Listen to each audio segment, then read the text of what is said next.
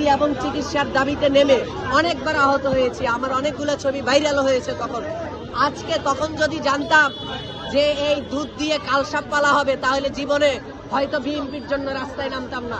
আমরা আসলে মানে দুধ দিয়ে কালসাপ পেলেছি, যেটা মনে হচ্ছে যে আমি নিজে মার খেয়েছি বিএনপির জন্য। 28 অক্টোবর আমি নিজে মার খেয়েছি, তার আগে সচিবালয়ের সামনে নানা জায়গায় মার খেয়েছি। কিন্তু এইরকম ভাবে বিএনপি যে আওয়ামী লীগ হয়ে উঠবে, এটা আমাদের স্বপ্নেও ছিল না।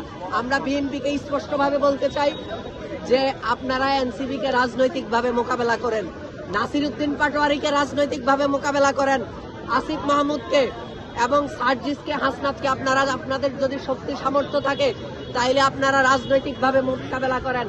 যারা এই দেশে রাজনীতি নির্মাণ করে, যারা ন্যারেটিভ শক্তিশালীভাবে প্রতিষ্ঠা করে, তাদেরকে আপনারা দলে টানতে পারছেন না। আপনারা ওই যে রাশেদ খানের মতো কিছু হাফসি গোলামকে কম দামে কিনে নিয়ে আপনারা উপদেষ্টা বানিয়ে আপনারা আপনাদের রাজনীতি নির্মাণ করবেন। এই রাজনীতি আপনারা এই দেশে করতে পারবেন না।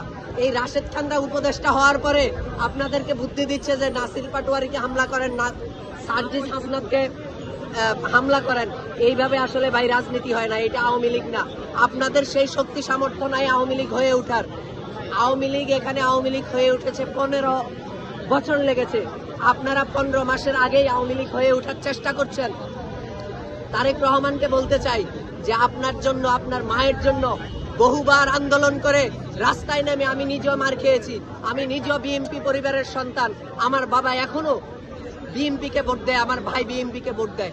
আমরা হয়তো এই চাঁদাবাজির কারণে এই বিএনপিটা আমরা করতে পারি নাই। এটা আপনাকে ভাবতে হবে যে একটা বিএনপি পরিবারের সন্তান হয়েও কেন আমাকে এনসিপি করতে হয়, এই দায়ভার আপনাদের এবং আপনার যে রাজনৈতিক উপদেষ্টারা আছে তাদের দায়। বলে বারবার এই একটা জিনিস উল্লেখ করতে চাই যে এনসিপি কে আপনারা রাজনৈতিকভাবে মোকাবেলা করেন।